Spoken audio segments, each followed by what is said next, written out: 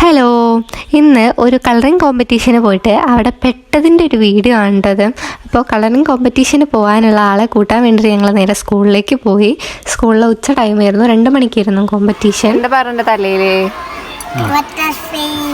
അങ്ങനെ ആൾക്ക് ഫുഡൊക്കെ കൊടുത്ത് ഡ്രസ്സൊക്കെ ചേഞ്ച് ചെയ്തതിന് ശേഷം ഞങ്ങൾ നേരെ തിരൂരേക്ക് പോയി. തിരൂർ ബോയ്സിൽ വെച്ചിട്ടായിരുന്നു കളറിങ് കോമ്പറ്റീഷൻ. അവിടെ എത്തിയപ്പോഴാണ് ഞങ്ങൾ അവിടെ ഇത്രയും വലിയൊരു പരിപാടിയാണ് നടക്കുന്നതെന്ന് അറിഞ്ഞത്.